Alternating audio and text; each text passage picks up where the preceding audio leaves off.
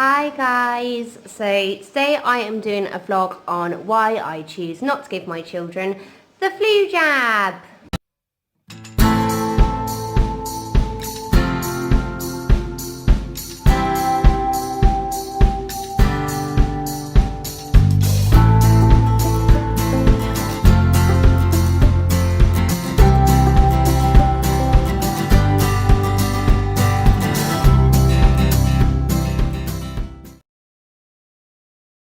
So basically Max is at school, preschool until 12:30 and it's about 11:30 now, so Ronnie's just having some lunch before we go, and I thought it would be a really good opportunity to talk to you guys about why I have chosen that Max and Ronnie won't be having a flu jab this year.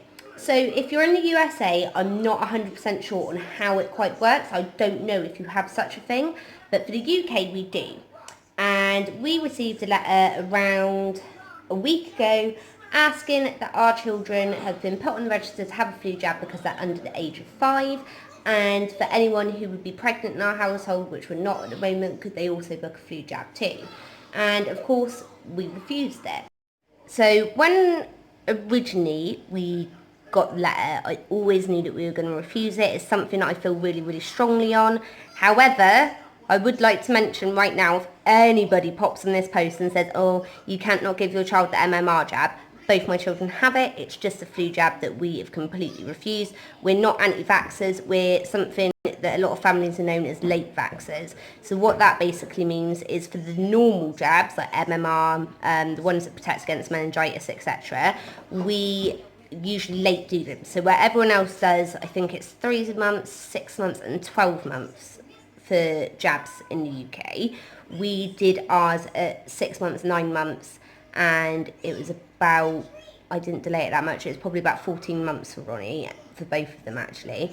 And we just do that because we're worried about the effects of the jabs. There's not a lot known about jabs, and that's the only reason that we do that. However, I always say that no matter what people think jabs do, especially for the MMR, you would rather have a child who was alive than a child that died from meningitis, which is why we MMR jab them. And it is just this jab that we don't do. So I rang the doctor's surgery yesterday to let them know. I had a really interesting conversation with the receptionist. So I rang up and I'm like, look, I'm really sorry, could you just take their name off the register? Nobody's pregnant in the house, so we don't need to go ahead and do a flu jab for anybody, and I don't particularly want my children having one, so can you please take them off? Of course, the receptionist, and don't worry by the way, because there is a vlog coming up about like my doctor's receptionist that I've done as well, because I find them super annoying. But anyway, the receptionist took it upon herself to tell me what an awful mother I must be for not giving them the flu jab. I don't care. So obviously I said to her, and I turned around and I said, well, I'm really sorry that you feel that way. However, can you name me 3 ingredients that come in within the flu jab and nasal spray? And she turned to me and said, well, actually, I can, because I'm not a doctor and I'm not a pharmacist. So I'm on the end of the phone like, okay, you've just answered your own question. And then I said to her, well, of course, if that's the case then, I would quite like to know what makes you think that you're qualified to tell me that my child can't have a flu jab. And of course, she was stumped. And I said to her, do you know why you're not qualified? Because you're not a doctor and you're not a pharmacist.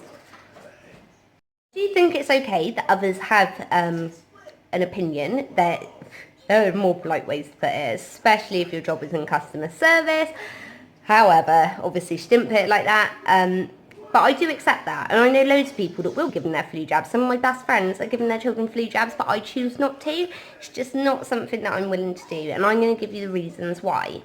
The first reason is always it is a live vaccine. So for Ronnie, if you followed our vlogs and you followed us on Facebook and stuff, you'll know that Ronnie has a lung issue called a pulmonary sequestration. And it meant that whilst I was pregnant, I couldn't actually have the whooping cough jab because, again, it's a live vaccine. There isn't much research into the flu vaccine at all. It was pretty much made then released, which is part of the reason why I don't trust it. But for Ronnie, not a lot of you will realise, but basically he has a lump on his lung and the blood flow is completely separate to his actual lung. So it means that if he ever ended up with the flu, he would always get pneumonia, and the doctors have pretty much guaranteed it. If he gets flu, he gets pneumonia. Now you'll be wondering to yourselves, well, why wouldn't you flu vaccine them? But he will have a herd immunity, which means that, and Max will as well, so most people say I would like the flu jabs. So then he then relies on the herd immunity, but I don't want him infected with a live vaccine because the vaccine can create flu. And this is why he won't be having one. For Max, and both of them kind of combined together, it's a completely kind of different list of reasons, but for Ronnie, that has always been my main reason, and he has never ever had the flu vaccine, and nowadays they do it in a nasal spray, and I've always refused. We're going to go on to Max, and why, with like both of them together, that I'm not going to get it done. So, second reason is because there is mercury in the flu jab. Now hold up a minute. I know that everyone's going to have a thing about this, but I need to say it. They say that it's a trace amount. If you actually look on the back of the packet, the level of mercury is 25%, which is a lot more, I think you'd agree, than a trace amount. And most doctors and most pharmacists don't realise that. I just don't want mercury in my kids' system. I don't particularly want the flu in their system, let alone anything like mercury. You have probably seen loads in the news about the effects of mercury anyway, but it's definitely something that I don't want my children having. And in the MMR vaccine, they don't have mercury in it.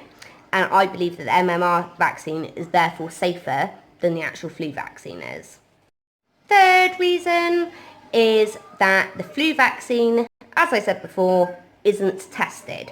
So what you need to do is you need to go into a pharmacist, and what you ask for is not the instruction leaflet that comes in the pack with the flu vaccine. You're looking for the leaflet that the pharmacists are given by the pharmaceutical companies. This is where it gets interesting. So if you actually look on that leaflet, it actually says, now just bear this in mind a second, that the flu vaccines, we market them to, or the pharmaceutical companies market them to, children under 4, old people and pregnant people. On that pack, it specifically says these should not be given to under 5s because we don't know whether the flu vaccine is actually effective enough.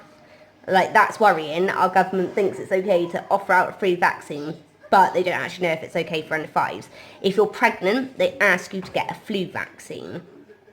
Why? Because it also says it hasn't been tested on pregnant women. They don't know the effects, and it should be actually avoided in pregnancy. But because of the way the pharmaceutical companies run, not just in this country but across the world, they can try and just overlap that and say, no, actually it's okay, which isn't right. Fourth reason is the flu jab is completely unsustainable. So new strains of flu come out every single year. If you've been in the UK, we've had swine flu, bird flu, we've had all the flus. I think it's because we're like a slightly colder country. But we can't protect against all of them. Now what this actually means is that your vaccine for the flu would have to be changed every 3 months. It would actually have to be changed and updated, so your child would have to have one, or you would have to have one every 3 months for that jab to actually protect against flu. So what does that mean? Because we actually change them every year, so that means that for about a month afterwards, from that point on, those flu vaccines are completely unsustainable and they're not effective. Why would I give my child a jab that isn't effective? The problem that I have is, additionally to this, is I don't want my money, whether it's through the NHS. If you're in America, we get like free healthcare here. We're really, really lucky. But I don't want my money, whether it's funding from the NHS or out my own pocket, any more than needs to go to those pharmaceutical companies, especially when it's a jab that is proven doesn't actually work, and they admit themselves doesn't work that well. I'm not going to do that. I'm not going to let them win. I already have to give my child the MMR vaccination, and I'm very, very grateful for it, but they're not having my money for the flu vaccine. It is as simple as that. Fourth reason is the flu jab is completely unsustainable. So new strains of flu come out every single year. If you've been in the UK, we've had swine flu, bird flu, we've had all the flus. I think it's because we're like a slightly colder country. But we can't protect against all of them. Now what this actually means is that your vaccine for the flu would have to be changed every 3 months it would actually have to be changed and updated, so your child would have to have one, or you would have to have one every 3 months for that jab to actually protect against flu. So what does that mean? Because we actually change them every year, so that means that for about a month afterwards, from that point on, those flu vaccines are completely unsustainable and they're not effective. Why would I give my child a jab that isn't effective?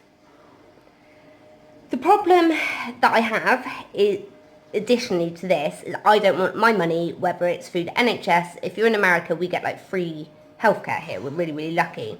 But I don't want my money, whether it's funding from the NHS or out my own pocket, any more than needs to go to those pharmaceutical companies, especially when it's a jab that is proven doesn't actually work, and they admit themselves doesn't work that well. I'm not going to do that. I'm not going to let them win. I already have to give my child the MMR vaccination, and I'm very, very grateful for it, but they're not having my money for the flu vaccine. It is as simple as that. Of course, there's always going to be people that completely disagree with me. If you give your child the flu vaccine, then I think that's great. I'm not into judgmental parenting, or you shouldn't give your child the flu vaccine, blah, blah, blah. I'm not like that at all. I think it is a parent's choice as to whether you choose to vaccine your children with absolutely anything. And these are just my reasons why I wouldn't. I'm hoping to influence, obviously, from making this vlog, a few people out there, because a lot of people are becoming aware of the effects of the flu vaccine, and that it's not, what they're saying about the flu vaccine isn't entirely accurate. So, like I said, you go flu vaccine on kids, that's fine, and I won't have an opinion on it, and I never will. I think you raise your kids how you raise your kids, that's up to you. As long as you're feeding them and they're happy and they're healthy and mentally healthy, who cares? It doesn't matter.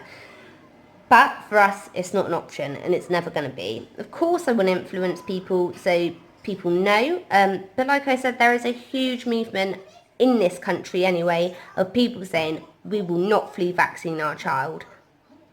Of course, as usual, the choice is up to you. Don't forget to like, comment and subscribe, and we'll see you again soon.